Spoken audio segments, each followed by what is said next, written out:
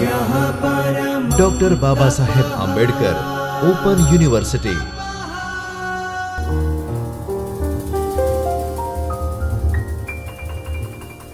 नमस्कार विद्यार्थी मित्रों, हूँ doctor Kinjal Parmar, assistant librarian, government district library Vastrapur, Amdavad, doctor Baba Saheb Ambedkar open यूनिवर्सिटीना चैतन्य स्टुडियोમાં આપ સર્વેનું હાર્દિક સ્વાગત કરું છું।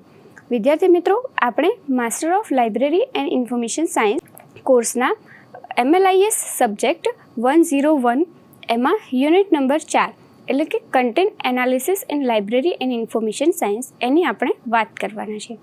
અગાઉ આપણે વાત કરી કન્ટેન્ટ એનાલિસિસ, તો એમાં કન્ટેન્ટ એનાલિસિસનું આપણે બ્રીફ જોયું હતું કે કન્ટેન્ટ એનાલિસિસ શું છે, એના અપ્રોચીસ શું છે, એના ટાઈપ્સ શું છે અને એના વિવિધ કમ્પોનન્ટ્સ શું છે।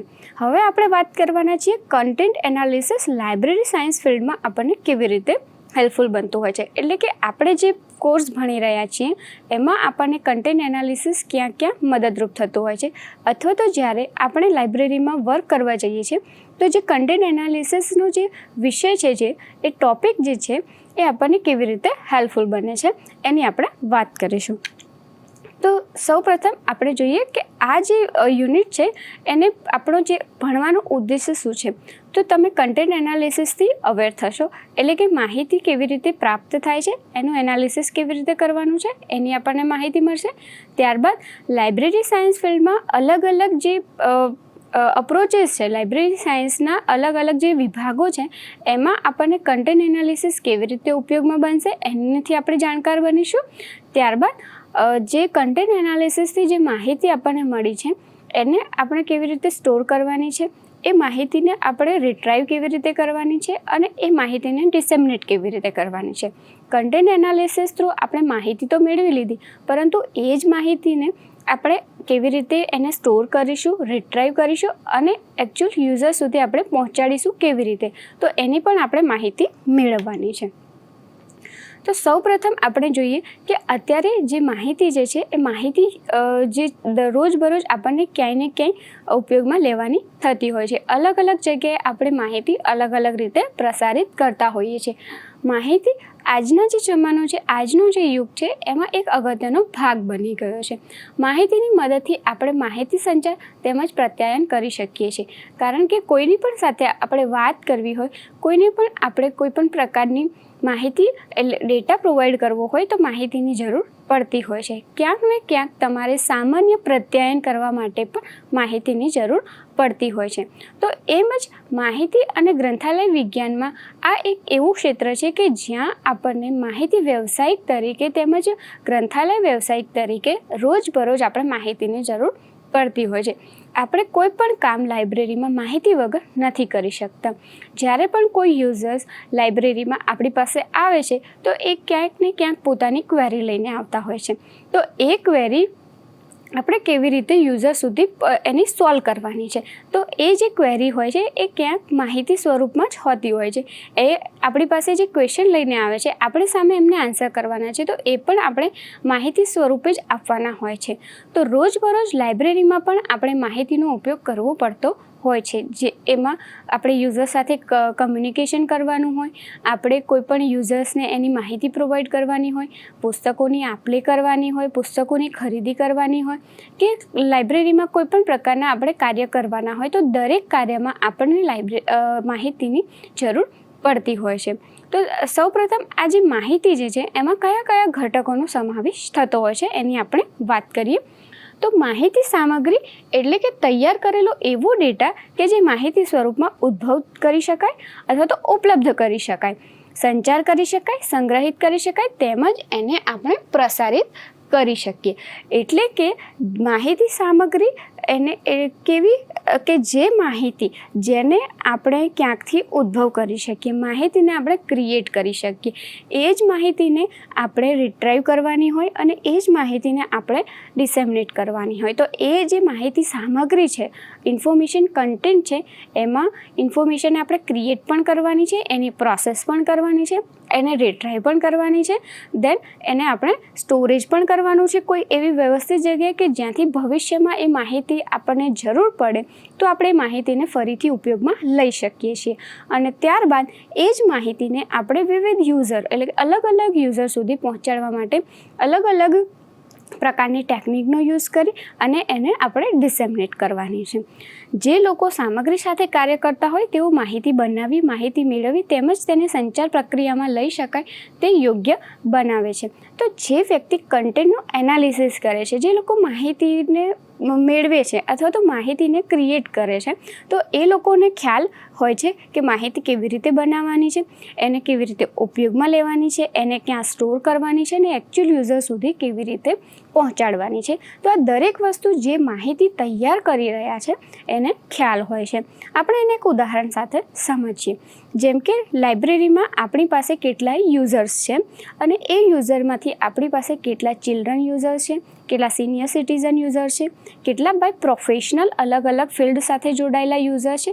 આની માહિતી આપણે બનાવવાની છે જે કોઈને કોઈક રિસર્ચ સાથે સંબંધિત છે, એટલે કે કોઈ રિસર્ચર છે જે લાઇબ્રેરીમાં રિસર્ચ માટે આવ્યા છે અને એમને આવી માહિતી જોઈએ છે કે આપણી લાઇબ્રેરીમાં જે અલગ અલગ પ્રકારના યુઝર્સ છે તો એ યુઝર્સ કેટલા છે અને કેટલા પર્સન્ટેજ છે, એમાંથી પણ મેલનો રેશિયો કેટલો છે અને ફિમેલનો રેશિયો કેટલો છે. તો આવી માહિતી જે ચોક્કસ માહિતી છે એ લાઇબ્રેરિયન એમના ડેટામાંથી આપતા હોય છે. એમની પાસે એ પ્રકારનો ડેટા સેવ કરવામાં આવેલો હોય છે કે જેમાં જ્યારે પણ કોઈ પણ નવો યુઝર્સ મેમ્બરશિપ લે છે તો એની પાસેથી આપણે અમુક એની જે બેઝિક ઇન્ફોર્મેશન હોય એ ફિલ કરાવતા હોઈએ છીએ. એ દરેક માહિતી એક સોફ્ટવેરમાં આપણે એડ કરતા હોઈએ છીએ. તો એ સોફ્ટવેરમાંથી આપણે એ માહિતીને કાઢી શકીએ છીએ. તો એવો ડેટા મળી શકે છે. તો લાઇબ્રેરિયન એ ડેટાને એક ચોક્કસ ફોર્મેટમાં તૈયાર કરતા હોય છે કે અત્યાર સુધીમાં લાઇબ્રેરીમાં આવતા વાચકો જેટલા છે એમાંથી ફિમેલ કેટલા છે, મેલ કેટલા છે, સિનિયર સિટીઝન કેટલા છે, ચિલ્ડ્રન યુઝર કેટલા છે અને એમાંથી પણ સૌથી વધારે યુઝ કયા વાચકો પુસ્તકોનું કરતા હોય છે. તો આ દરેક માહિતી એક ચોક્કસ આપણને સોફ્ટવેરમાંથી ડેટા સ્વરૂપે મળી જતી હોય છે.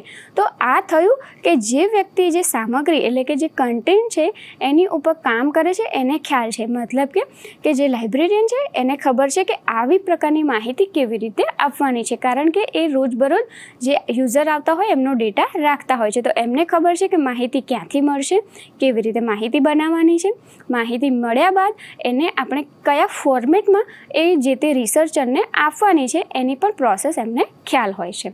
સામગ્રીના ઉદ્ભવ, સંચાર, સંગ્રહ અથવા તો રૂપાંતરણને સમર્થન આપવા માટે વપરાતી તકનિકનો ઉપયોગ કરી શકાય છે. એટલે કે જે પણ માહિતી આપણે આપવાની છે એ માહિતીને સ્ટોર કરવાની, એને ડિસેમિનેટ કરવાની અથવા તો એને ક્રિએટ કરવા માટે કયા કયા ટૂલ્સનો યુઝ કરવાનો છે એ પણ એમને ખ્યાલ હોય છે કે જે માહિતી તૈયાર કરી રહ્યા છે. તો કોઈ પણ માહિતી તૈયાર કરવા માટે માત્ર ને આપણે કોઈ કાગળ કે પેન લઈને તૈયાર નથી કરી શકતા. ક્યાંક આપણે અમુક ટેકનિકનો પણ યુઝ કરવો પડતો હોય છે. જેમ કે વાચકોની માહિતી રિસર્ચરને જોઈએ છે તો એ દરેક વાચકની એક એક માહિતી લાઇબ્રેરિયનને તરત એવી રીતે યાદ ના હોય કે તમે લખી શકો, પરંતુ ઘણો બધો જે લાંબો રેકોર્ડ હોય, જેમ કે બહુ વર્ષો પહેલાંનો 10 વર્ષનો હોય, 15 વર્ષનો ડેટા કાઢવાનો હોય તો આપણે સોફ્ટવેર થ્રુ એ માહિતીને આપણે બનાવી શકીએ છીએ. તો સોફ્ટવેરમાં દરેક યુઝર્સનો ડેટા સેવ હોય છે અને એના આધારે આપણે માહિતી તૈયાર કરતા હોઈએ છીએ. તો કોઈ પણ માહિતી તૈયાર કરવી છે, યુઝર્સને જે જોઈએ છે, તો એમાં અમુક ટેકનિક્સ, અમુક ટૂલ્સનો આપણે ઉપયોગ કરવો પડતો હોય છે.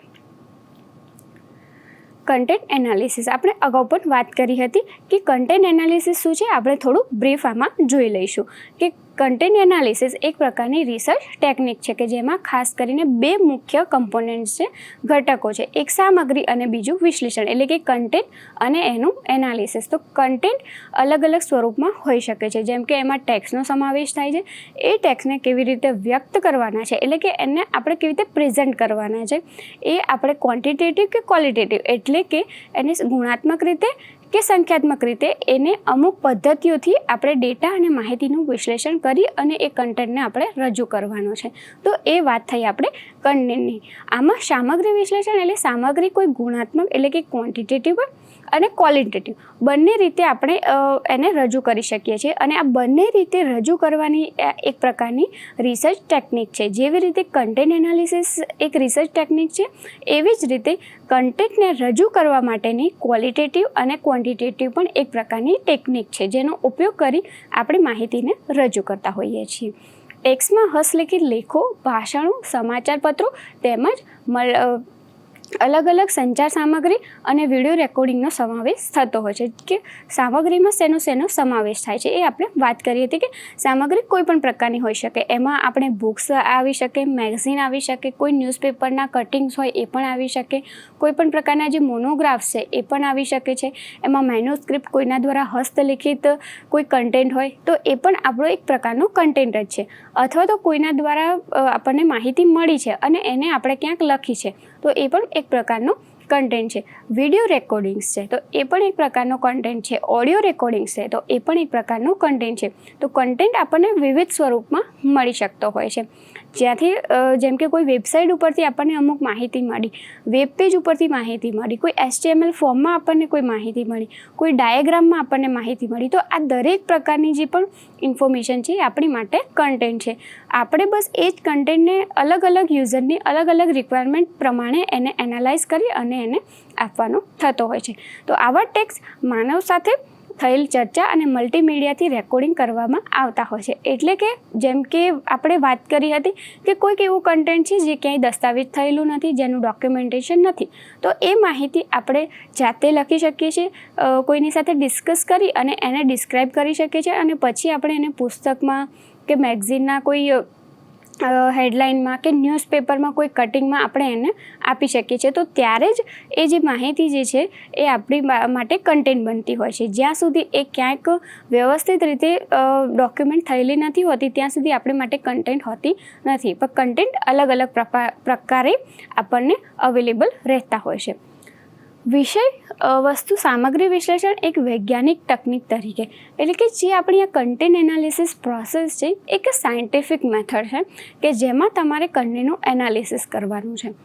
સંશોધન તરીકે સામગ્રી વિશ્લેષણના ઘણા ઘટકો છે, જેમાંથી અમુક સંશોધક દ્વારા સ્વીકારવામાં આવે છે તો અમુક ઘટકો અસ્વીકાર કરવામાં આવે છે. અન્ય સંશોધન પદ્ધતિઓની જેમ સામગ્રી વિશ્લેષણમાં 6 અલગ અલગ વૈજ્ઞાનિક સિદ્ધાંતોની પદ્ધતિનો સમાવેશ કરે છે, જે આપણે આગળ વાત કરીશું. એટલે કે કોઈ પણ ટેકનિક જે છે એ દરેક જે સાયન્ટિસ્ટ હોય છે એમના દ્વારા એક્સેપ્ટ કરવામાં નથી આવતી. કોઈ પણ રિસર્ચ હોય, કોઈ પણ નવો કોન્સેપ્ટ હોય તો એના માટે દરેક વ્યક્તિ એક સરખું નથી વિચારતા હોતા.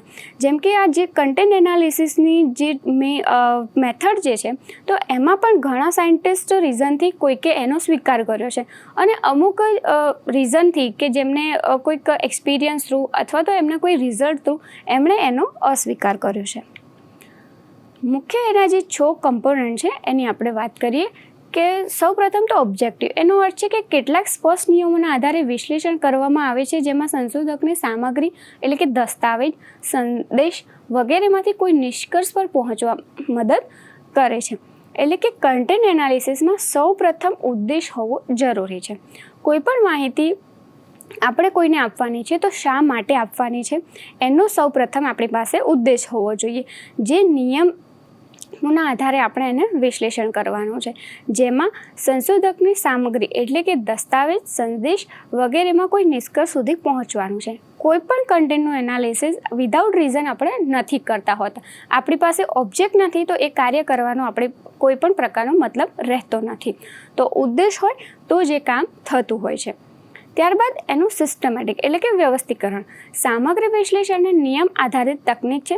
આ પદ્ધતિ હેઠળ આપણે સામગ્રીનું વિશ્લેષણ પ્રક્રિયાના નિયમો અનુસાર કરીને સામગ્રી વિશ્લેષણને બનાવીને તબક્કાવાર વિશ્લેષણ કરવાનું છે, જેમાં અમુક ફોર્મેટ હોય.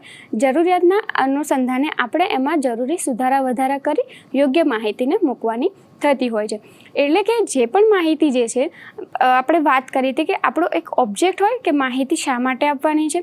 જેમ કે લાઇબ્રેરીમાં કોઈ રિસર્ચર આવ્યા અને એમને માહિતી જોઈએ છે કે લાઇબ્રેરીમાં કેટલું કલેક્શન છે અને કયું કલેક્શન છે, તો એ એક પ્રકારનો એમનો ઉદ્દેશ્ય. તો આપણી પાસે એક ઉદ્દેશ્ય માહિતી આપવાનો કે રિસર્ચરને એવી માહિતી જોઈએ છે કે લાઇબ્રેરીમાં કેટલા પ્રકારનું કલેક્શન છે, કઈ ભાષામાં છે અને કયા ફોર્મેટમાં છે.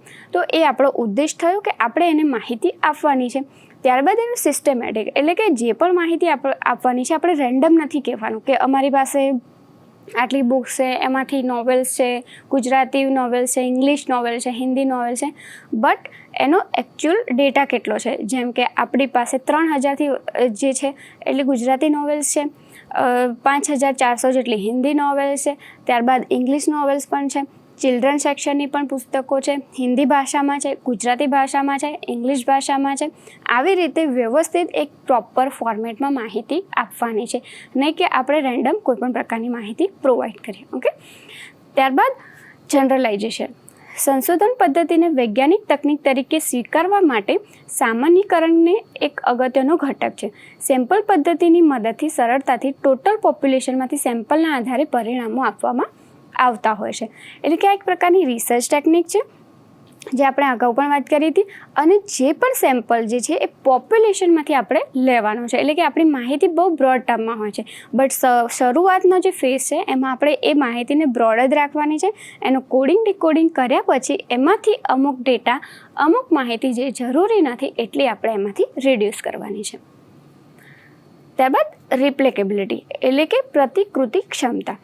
સંશોધન પદ્ધતિમાં સામગ્રી વિશ્લેષણ માટે સામાન્યીકરણ દરમિયાન મળેલ તારણોની રેપ્લિકેબિલિટીના આધારે ચોક્કસ તારણો આપી શકાય છે, જેનો અભ્યાસમાં પુનરાવર્તન દરમિયાન ફરીથી તારણોનો ઉપયોગ કરી શકાય છે.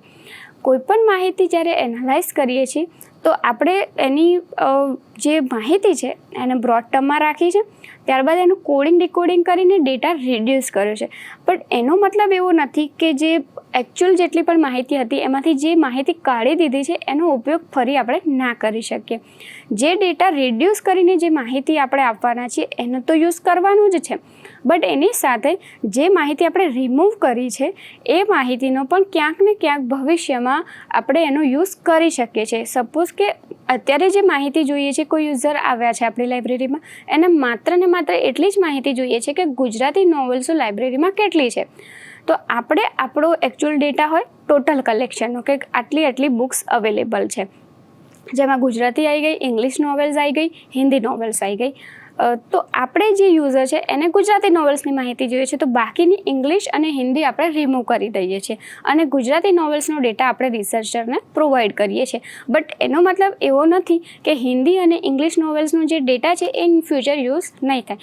કોઈ ફરીથી ક્યારેક ભવિષ્યમાં કોઈ પણ રિસર્ચર આવે છે જેને ટોટલ કલેક્શનનો ડેટા જોઈએ છે, અથવા તો કોઈને માત્ર હિન્દીનો ડેટા જોઈએ છે કે કોઈને માત્ર ઇંગ્લિશ નોવેલ્સનો ડેટા જોઈએ છે, તો ત્યારે જે રિમૂવ કરેલી માહિતી છે ફરીથી આપણે એને યુઝ કરી શકીએ છીએ. ઓકે. રિલાયબિલિટી. સંશોધન પ્રક્રિયા દરમિયાન સામગ્રી વિશ્લેષણની માપન પ્રક્રિયા કરવામાં આવે છે, તેમજ આ માપન પ્રક્રિયા પુનરાવર્તન કરવામાં આવે છે. વિશ્વસનીયતાના સ્વીકાર વિના સામગ્રી વિશ્લેષણનું માપન અર્થહીન, એટલે કે કોઈ પણ અર્થ વિનાનું બની જાય છે અને આવા માપનના પરિણામો કોઈ સંશોધનમાં ઉપયોગમાં લઈ શકાતા નથી. એટલે કે જે માહિતી આપી છે એ રિલાયબલ છે કે નહીં એ ચોક્કસ ચકાસવું જરૂરી છે. કોઈ પણ માહિતી આપણે ખોટી પહોંચાડીએ છીએ તો એનો રિસર્ચમાં યુઝ થતો નથી, અને સપોઝ રિસર્ચમાં બાય મિસ્ટેક એનો યુઝ થઈ જાય છે તો એ આગળ જ્યાં સુધી એ માહિતી જાય છે ત્યાં સુધી એ માહિતી ખોટી જ પહોંચે છે. એટલા માટે કોઈ પણ તમે ચોક્કસ ડેટા કોઈની સાથે શેર કરો છો, કોઈને એક માહિતી આપો છો, તો એ કેટલી રિલાયબલ છે એને ઓથોરાઇઝ કરવીની જવાબદારી આપણી રહેતી હોય છે, એમ કે આપણે એમને પ્રોવાઈડ કરીએ છીએ એ માહિતી. તો જે તે માહિતી આપણે આપીએ છીએ એને આપણે રિલાયબલ છે કે નહીં એની ચકાસણી કરવી બહુ જ જરૂરી છે. ચકાસ્યા વગરની જે પણ માહિતી આપણે આપીએ છીએ એ ખોટી માહિતી છે, અને એનો આગળ જતાં જ્યાં પણ સુધી માહિતી જાય છે દરેક જગ્યાએ ખોટી જવાની છે, અને સપોઝ ઉપયોગમાં પણ લેવામાં આવશે તો ખોટી માહિતી ઉપયોગમાં લેવામાં આવશે. એટલે એકચ્યુઅલ યુઝર સુધી આપણે ખોટી માહિતી ડિસેમિનેટ કરી રહ્યા છીએ. તો બને ત્યાં સુધી જે પણ માહિતી છે એને રિલાયબલ કરો. રિલાયબલ કેવી રીતે બનાવશો કે તમારી પાસે સોર્સિસ છે એની સાથે તમે ક્રોસ વેરિફિકેશન કરો. જેમ આપણે વાત કરી કે માહિતી રિસર્ચર લેવા આવ્યા છે, ગુજરાતી નોવેલ્સ આપણી પાસે કેટલી અવેલેબલ છે, તો એ તમે ઓથોરાઇઝ એકચ્યુઅલ રિલાયબલ છે કે નહીં. તમે કીધું કે 5400 પુસ્તકો અમારી પાસે ગુજરાતી નવલકથા અવેલેબલ છે, પણ એ એકચ્યુઅલમાં 5400 તમારા રેકોર્ડ પ્રમાણે પ્રોપરલી મેચ થાય છે કે નહીં એ આપણે ચકાસવાનું રહેશે. ઓકે. સમય મર્યાદા. વેલિડિટી. સામગ્રી વિશ્લેષણનો ખ્યાલ વેલિડિટી સરળતાથી પ્રયોગમૂલક માપક સાથે સમજાવે છે.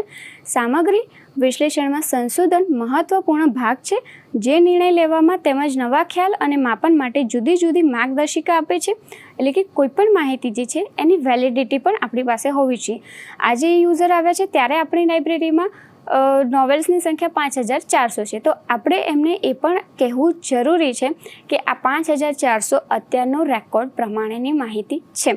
ઇન ફ્યુચર આ રેકોર્ડ જે પણ માહિતી જે છે એમાં ઇન્ક્રીઝ થઈ શકે છે. ઇન ફ્યુચર જે પણ લાઇબ્રેરીમાં નવી બુક્સ આવશે તો એ નવી બુક્સમાં ગુજરાતી નોવેલ્સ પણ આવે તો વધારો પણ થઈ શકે. એટલે કે એ જ રિસર્ચર 2 વર્ષ પછી કે 3 વર્ષ પછી જ્યારે ફરીથી ગુજરાતી નોવેલ્સની માહિતી લેવા માટે આવે છે તો એ જે 5400નો જે આંકડો છે એ 6000 સુધી અથવા તો 6500 કે 7000 સુધી પણ પહોંચી શકે છે. તો આ માહિતીની વેલિડિટી અત્યાર સુધીની જ છે એવું આપણે એમને ચોક્કસથી જણાવવું પડે. ગ્રંથાલય અને માહિતી વિજ્ઞાનમાં વિષયવસ્તુ સામગ્રી વિશ્લેષણ કે content analysis in library science. આપણે વાત કરીએ અત્યાર સુધી યુઝર્સની કે યુઝર્સને આવી રીતે માહિતી આપણે પહોંચાડવાની છે, બટ હવે લાઇબ્રેરી એન્ડ ઇન્ફોર્મેશન સાયન્સમાં કન્ટેન્ટ એનાલિસિસ ક્યાં આપણને જરૂર પડતી હોય છે એની આપણે વાત કરીશું. તો આજના માહિતી યુગમાં વિવિધ વિષયો જેવા કે marketing, computer science, management, health communication અને પોલિટિકલ સાયન્સમાં ઘણા એવા અસરકારક મુદ્દાઓનો વ્યાપ વધી રહ્યો છે, જેમાં ગ્રંથાલય અને માહિતી વિજ્ઞાનમાં પણ સંશોધન ક્ષેત્રે ઘણા બધા મુદ્દાઓ તેમજ માહિતી મેળવવા માટે માનવીય વર્તણૂક અસર કરતી હોય છે. એટલે કે અત્યારે જે પ્રકારે રિસર્ચ થઈ રહ્યું છે દરેક ફિલ્ડમાં, એ પછી હેલ્થ હોય, પોલિટિકલ સાયન્સ હોય, સોશિયલ સાયન્સ હોય, કોમ્પ્યુટર સાયન્સ હોય, દરેક જગ્યાએ આપણને ક્યાંક ને ક્યાંક રિસર્ચ સૌથી વધારે અલગ અલગ ક્ષેત્રે થતું જોવા મળતું હોય છે. તો એમાં આપણી લાઇબ્રેરી સાયન્સ ફિલ્ડ પણ આવી ગઈ કે જેમાં આપણે અલગ અલગ વિષયો ઉપર રિસર્ચ કરતા હોઈએ છીએ. એમાં સામગ્રી વિશ્લેષણ વિશે આપણે જો વાત કરીએ એમાં કઈ રીતે લાઇબ્રેરીમાં થતી હોય છે, તો કે લાઇબ્રેરી એન્ડ ઇન્ફોર્મેશન સાયન્સમાં જર્નલનું સામગ્રી વિશ્લેષણ એટલે કે કોઈપણ પ્રકારની જર્નલ છે. જર્નલ એટલે કે જેમાં આર્ટિકલ્સ પબ્લિશ થાય છે, જે કોઈપણ ઇન્સ્ટિટ્યૂટ દ્વારા કે કોઈપણ યુનિવર્સિટી દ્વારા કે કોઈ સંસ્થા દ્વારા પ્રકાશિત કરવામાં આવતી હોય છે, જેમાં અલગ અલગ ઓથર પાસેથી આર્ટિકલ્સ મંગાવવામાં આવે છે.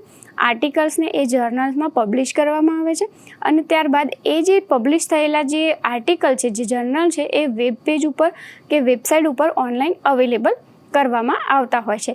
તો જે જર્નલ છે એનું આપણે કન્ટેન્ટ એનાલિસિસ કરી શકીએ છીએ. કેવી રીતે કે કોઈ પર્ટિક્યુલર જર્નલ છે જેમ કે લાઇબ્રેરી ફિલોસોફી એન્ડ પ્રેક્ટિસ છે, international journal of library and information science, એવી જે જર્નલ છે જેમાં દર મહિને કેટલા આર્ટિકલ્સ પબ્લિશ થાય છે, જે પબ્લિશ થયેલા આર્ટિકલ છે એમાંથી કેટલા આર્ટિકલ સાઇટ થઈ રહ્યા છે. સાઇટ થતા હોય એમાંથી જે પણ આર્ટિકલ છે એને જે તે વ્યક્તિ જે સાઇટ કરે છે એને મેન્શન કરવામાં આવે છે કે નથી આવતા. એ ત્યારબાદ જે પબ્લિકેશન રેશિયો છે કે એવરી મંથ જે પણ જર્નલ છે એમાં એવરેજ કેટલા આર્ટિકલ પબ્લિશ થઈ રહ્યા છે, એવરેજ આર્ટિકલ પબ્લિકેશનના આધારે એ જર્નલનો ઇમ્પેક્ટ ફેક્ટર છે એ કેટલો છે. તો આ દરેક વસ્તુ ક્યાંય ને ક્યાંય કન્ટેન્ટ એનાલિસિસ છે જે આપણે એક પર્ટિક્યુલર જર્નલ ઉપર કરી રહ્યા છે. તો એ જર્નલની કન્ટેન્ટ રિલેટેડ જેટલું પણ આપણે રિસર્ચ કરીએ છીએ તો એને આપણે કન્ટેન્ટ એનાલિસિસ ઓફ જર્નલ કહીએ એ રીતે આપણે એને કહી શકીએ છીએ. જેમ કે કોઈ જર્નલ છે તો 1999થી લઈ અને 2003 સુધી પ્રકાશિત થયેલા આર્ટિકલ્સ છે એ 716 છે. તેમાંથી અમુક 242 જેવા લેવામાં આવ્યા છે. એમાંથી પણ 35 જેટલા સેમ્પલ છે અને એમાંથી સૌથી વધારે સાઇટ કરવામાં આવે છે, જ્યારે અમુક એવા આર્ટિકલ્સ છે જેનો બિલકુલ યુઝ થતો જ નથી. કોઈ એને ડાઉનલોડ નથી કરતું, કોઈ એને સાઇટ નથી કરતું, એને રીડ નથી કરવામાં આવતા કે વ્યૂ પણ નથી કરવામાં આવતા. તો આ એક પ્રકારનું એનાલિસિસ થયું કે આપણે જર્નલનું કન્ટેન્ટ એનાલિસિસ કર્યું કે એમાં જેટલું પણ પબ્લિકેશન થાય છે, જે પણ કન્ટેન્ટ અવેલેબલ હોય છે એનો આપણે એનાલિસિસ કર્યું. ઓકે, તો આમ ગ્રંથાલયની માહિતી વિજ્ઞાનના સંશોધનમાં સામગ્રી વિશ્લેષણ એ માહિતી સેવાની સૈદ્ધાંતિક તેમજ વ્યવહારુ રીતે ગુણવત્તામાં સુધારો કરવામાં મદદ કરે છે. તો આ એક પ્રકારની આપણી લાઇબ્રેરી સાયન્સની કન્ટેન્ટ એનાલિસિસ મેથડ થઈ. જે રીતે આપણે જર્નલનું કરીએ છીએ એવી જ રીતે આપણે કોઈ પણ લાઇબ્રેરીની વેબસાઇટનું પણ કરી શકીએ કે લાઇબ્રેરીની વેબસાઇટ છે એમાં કયા કયા મુદ્દાઓ બતાવવામાં આવતા હોય છે. તો કે લાઇબ્રેરીની વેબસાઇટ ઉપર એ લાઇબ્રેરીની માહિતી હોય છે.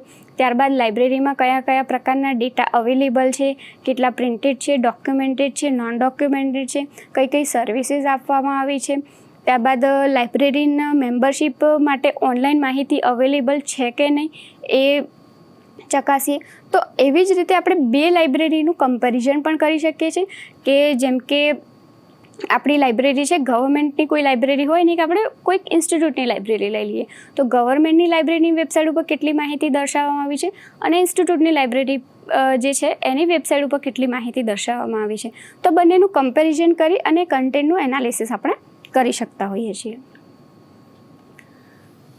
સામગ્રી વિશ્લેષણના વિચારમાં માહિતી સંચારના માધ્યમથી સામાજિક બદલાવ, સાંસ્કૃતિક ઘટનાઓ, સામાજિક પ્રશ્નોને સમજવા માટે ઉપયોગી બને છે. તો ગ્રંથાલય અને માહિતી વિજ્ઞાનમાં સામગ્રી વિશ્લેષણ નીચે મુજબ આપણને ઉપયોગમાં લઈ શકાય છે. તો લાઇબ્રેરી એન્ડ ઇન્ફોર્મેશન સાયન્સમાં આપણે કન્ટેન્ટ એનાલિસિસ કેવી રીતે યુઝફુલ છે. તો કોઈપણ માહિતીમાં આપણે વધારો કરવો છે, કન્ટેન્ટ વધારવો છે, ત્યારે આપણે લાઇબ્રેરી સાયન્સની કન્ટેન્ટ એનાલિસિસ મેથડ યુઝ કરી શકીએ છીએ. ત્યારબાદ કોઈપણ પ્રકારના સૈદ્ધાંતિક અને પ્રાયોગિક વધતા પ્રશ્નોને સોલ્યુશન કરવા માટે, માહિતી સંચારને અસરકારકતા વધારવા માટે, ઉત્કલ્પનાઓની ચકાસણી તેમજ એનો ઉપયોગ વધતા તેમજ એનું ડિસ્ક્રિપ્શન દર્શાવવા માટે, વિવિધ પ્રકારની જે સામગ્રીઓ છે એનો વપરાશ વધારવા માટે આપણે ઉપયોગમાં બને છે. તેમજ કમ્પ્યુટરમાં અને અલગ અલગ ટેકનોલોજીનો ઉપયોગ કરીને પણ આપણે સામગ્રી વિશ્લેષણ છે એનો ઉપયોગ કરી શકીએ છીએ. તો ગ્રંથાલયની માહિતી વિજ્ઞાન એક એવું વ્યવસાયિક છે કે જેમાં વિવિધ સ્ત્રોતો જેમ કે હસ્તલેખો છે, એટલે કે આપણા જે મેન્યુસ્ક્રિપ્ટ હોય, હાથેથી લખાયેલી હોય, ત્યારબાદ આપણી માહિતી સેવાઓ હોય, કોઈ પ્રકાશનો હોય, કોઈ જર્નલ્સ હોય, ત્યારબાદ ન્યૂઝપેપર વગેરેનો આપણે ઉપયોગ વધતો હોય છે. અલગ અલગ ટેકનોલોજી જે એન્વાયરમેન્ટ છે એ રીતે લાઇબ્રેરી ફિલ્ડમાં પણ એનું ડેવલપમેન્ટ થતું હોય છે. કોઈ એવી લાઇબ્રેરી છે કે જ્યાં આપણે મેન્યુઅલ વર્ક કરીએ છીએ, ઇસ્યુ રિટર્ન પુસ્તકોનું રાઇટિંગ હોય કે જેમ કે આપણે એનું એક્સેશનિંગ છે એ મેન્યુઅલી થતું હોય છે. બટ કોઈક એવી લાઇબ્રેરી છે કે જ્યાં દરેક વસ્તુ ડિજિટાઇઝ થતી હોય છે. તો એ ડિપેન્ડ્સ કે તમારી પાસે ટેકનોલોજીસ કેટલી છે. ટેકનોલોજી નથી તો તમે મેન્યુઅલી વર્ક કરી રહ્યા છો, અને ટેકનોલોજી હોય તો આપણે ટેકનોલોજીનો યુઝ કરી અને આપણે આપણી જે પણ માહિતી છે એ તૈયાર કરતા હોઈએ છીએ. અને ધીમે ધીમે આ જ માહિતી એને આપણે અલગ અલગ ફોર્મેટમાં કેવી રીતે ઉપયોગમાં બનશે એનો આપણે પ્રયત્ન કરતા હોઈએ છીએ કે બને ત્યાં સુધી સરળ, સમજી શકાય અને ઇઝીલી આપણે કોઈને પ્રોવાઈડ કરી શકીએ એ રીતે આપણે માહિતી તૈયાર કરતા હોઈએ છીએ. Okay, sources of data for the content analysis, એટલે કે સામગ્રી વિશ્લેષણ કરવા માટે આપણને જે ડેટા સ્ત્રોત છે એ ક્યાંથી મળશે. તો ગ્રંથાલયની માહિતી વિજ્ઞાનમાં આપણે જોઈએ તો કન્ટેન્ટ જે છે આપણને અલગ અલગ ફોર્મેટમાંથી મળશે. જેમ કે આપણે વાત કરી પુસ્તકો છે, ન્યૂઝપેપર છે, હસ્તલિખિત પ્રતો હોય, ડિજિટલ આર્કાઇવ્સ હોય, રેકોર્ડિંગ્સ હોય, ઓડિયો બુક્સ અવેલેબલ હોય આપણી પાસે. તો દરેક વસ્તુ આપણી પાસે મટીરિયલ છે એક પ્રકારનું, જેમાંથી આપણને માહિતી છે. જેમ કે ફર્સ્ટ છે ન્યૂઝપેપર છે. તો કોઈપણ માહિતી લેખિત રીતે માહિતી સંચારનું ઉત્તમ ઉદાહરણ એટલે કે ન્યૂઝપેપર. કોઈ પણ આપણે રિટન ઇન્ફોર્મેશન આપણે જોઈતી હોય તો આપણને ન્યૂઝપેપરમાંથી મળી રહેતી હોય છે, જે માત્ર સ્થાનિક, રાષ્ટ્રીય, આંતરરાષ્ટ્રીય કક્ષાના સમાચાર સિવાય રાજકારણીય, અર્થતંત્ર અને સાંસ્કૃતિક સમાચારની જાણકારી પણ આપે છે. એટલે કે માત્ર આપણને એક પર્ટિક્યુલર વિષય ઉપર માહિતી નથી મળતી હોતી, પરંતુ દરેક પ્રકારની માહિતી આપણને ત્યાંથી મળતી હોય છે. જેમાં આપણે ઇકોનોમિકલી, કલ્ચરલ, સ્પોર્ટ્સ હોય, ત્યારબાદ પોલિટિકલ ઇન્ફોર્મેશન હોય, દરેક પ્રકારની નેશનલ, ઇન્ટરનેશનલ દરેક માહિતી આપણને ત્યાંથી મળતી હોય છે. સામાન્ય લોકોના વિચારથી લઈને જ્ઞાની અને મહાન લોકોના વિચારો રજૂ કરતો ડેટા માહિતી સ્ત્રોત છે. આથી જ કહી શકાય છે કે ન્યૂઝપેપર એ માહિતી માટેનો કિંમતી સ્ત્રોત છે. સૌથી આપણે કહીએ કે કરંટ ઇન્ફોર્મેશન આપણી પાસે જો અવેલેબલ મળતી હોય તો આપણને ન્યૂઝપેપરમાંથી મળતી હોય છે. કારણ કે રોજબરોજની જે પણ ડેલી જે એક્ટિવિટીઝ હોય, ડેલી ઇન્ફોર્મેશન્સ હોય, નેશનલ લેવલથી લઈને ઇન્ટરનેશનલ લેવલે શું બની રહ્યું છે, ઇકોનોમિક્સમાં શું બની રહ્યું છે, સ્પોર્ટ્સ લેવલે શું બની રહ્યું છે, ઘણી વખતે ઘણા ઓથર એમના જે કન્સેપ્ટ હોય એ પણ ન્યૂઝપેપરમાં રજૂ કરતા હોય છે. ત્યારબાદ કોઈ પણ પ્રકારના જે વૈજ્ઞાનિકો હોય તો એ પણ એમના જે કન્સેપ્ટ હોય એ ન્યૂઝપેપરમાં રજૂ કરતા હોય છે. તો દરેક માહિતી જે છે એ આપણને ક્યાંક ને ક્યાંક ન્યૂઝપેપરમાંથી મળતી હોય છે. તો ન્યૂઝપેપર એ લાઇબ્રેરી માટે સૌથી મોટો માહિતીનો સ્ત્રોત છે, આપણે એમ કહી શકીએ છીએ. પુસ્તકો અને મેગઝીન આ બંને સ્ત્રોતો વિષય વસ્તુ સામગ્રી વિશ્લેષણ માટે ખૂબ જ મહત્ત્વના છે. ગ્રંથાલયમાં સચવાયેલા જુદા જુદા સ્ત્રોત જેવા કે પુસ્તકો, જર્નલ્સ, મેગઝીન્સ અને સ્ત્રોતો સામાન્યથી જટિલ માહિતી તેમજ ભૂતકાળથી વર્તમાન માહિતીને આપવામાં પ્રયત્ન કરતા હોય છે. એટલે કે આપણી લાઇબ્રેરીમાં જેટલા પણ પુસ્તકો અવેલેબલ છે, જેટલી પણ જર્નલ્સ છે, મેગઝીન છે, એમાં પણ આપણે સબ્જેક્ટ વાઇઝ પણ ઇન્ફોર્મેશન આપી શકીએ છીએ. જે પુસ્તકો છે એ ઘણા જૂના પણ હોય છે, ઘણા લેટેસ્ટ પણ હોય છે. એટલે તમને જૂનામાં જૂની અને નવામાં નવી એ દરેક માહિતી તમને અહીંયાથી મળી જતી હોય છે. ત્યારબાદ છે આર્કાઇવ કરાયેલા દસ્તાવેજો. એટલે કે અમુક બહુ જ જૂના ડોક્યુમેન્ટ્સ થઈ ગયા હોય જે આપણે લાઇબ્રેરીમાં સ્પેસ ઓક્યુપાય કરતા હોય છે. તો આપણે શું કરીએ છીએ કે એ જે ડોક્યુમેન્ટ છે એને ડિજિટાઇઝ કરી અને એક ડિજિટલ સ્પેસમાં આપણે એને સ્ટોર કરીને મૂકી દેતા હોય છે. તો આવા દસ્તાવેજોને આપણે અલગ રીતે એને સાચવવા પડતા હોય છે કે એની ઉપર આપણે ડિજિટાઇઝેશનની પ્રોસેસ કરીએ અને એને કોઈક ડિજિટલ ક્લાઉડ ઉપર અથવા તો આપણી જે ડિજિટલ ઇન્સ્ટિટ્યુશનલ રિપોઝિટરી છે ત્યાં આપણે સ્ટોર કરતા હોઈએ છીએ. તો આર્કાઇવ ઉપલબ્ધ દસ્તાવેજોને મેળવવા ખૂબ જ મુશ્કેલ છે, પરંતુ આવા દસ્તાવેજો મળે તો તેને વિશેષ સાચવણી અને જળવાની આપવામાં આવે છે. આવા મહત્ત્વના દસ્તાવેજો ઇતિહાસમાં પત્રલેખન અને પત્ર વ્યવહારમાં ઉપયોગી બનતા હોય છે. ફિલ્મ્સમાં વિડીયો ટેપ તેમજ અન્ય ડેટા સ્ત્રોતનો સમાવેશ કરવામાં આવે છે. ફિલ્મ્સના વિશ્લેષણ દરમિયાન કોઈ એક ચોક્કસ થીમ ઉપરથી વિશ્લેષણ કરી શકાય છે. ફિલ્મ્સ એટલે કે જેમાં આપણું એક વિડીયો રેકોર્ડિંગ્સ હોય અથવા તો ઓડિયો રેકોર્ડિંગ્સ હોય, તો એને આપણે અલગ અલગ સબ્જેક્ટ વાઇઝ ડિવાઈડ કરી અને એનું એનાલિસિસ કરવું પડતું હોય છે. દસ્તાવેજો એમાં આપણા ઓફિસીસ, આર્કાઇવ્સ તેમજ માહિતી કેન્દ્રોમાંથી છૂટા પાડીને લેવામાં આવતા હોય છે અને સામગ્રી વિશ્લેષણમાં રેડિયો દ્વારા સંગ્રહિત કરવામાં આવેલા ભાષણો, આખ્યાનો અને વિવિધ કાર્યક્રમો ખૂબ જ મહત્ત્વના હોય છે. એટલે કે કોઈપણ પ્રકારના જે ઓડિયો રેકોર્ડિંગ્સ હોય, વિડીયો રેકોર્ડિંગ્સ હોય અથવા તો કોઈક જગ્યાએ સ્ક્રિપ્ટ આપવામાં આવી હોય, કોઈ લેક્ચર આપવામાં આવ્યા હોય, તો એને આપણે અલગથી એને સ્ટોર કરવાના થતા હોય છે. ઓકે વિદ્યાર્થી મિત્રો, તો આપણે આ જે યુનિટ છે એમાં લાઇબ્રેરી અને ઇન્ફોર્મેશન સાયન્સ ફિલ્ડમાં કન્ટેન્ટ એનાલિસિસ કેવી રીતે ઉપયોગમાં બને છે અને કયા કયા એવા જે દસ્તાવેજો છે જે માહિતી સ્ત્રોત બની શકે છે કન્ટેન્ટ એનાલિસિસ માટે આપણે એની વાત કરી. તો ગ્રંથાલયની માહિતી વિજ્ઞાન ક્ષેત્રમાં વિવિધ પ્રકારના સ્ત્રોતોનો વિકાસ અને તેનો ઉપયોગની આપણે સમજૂતી મેળવી.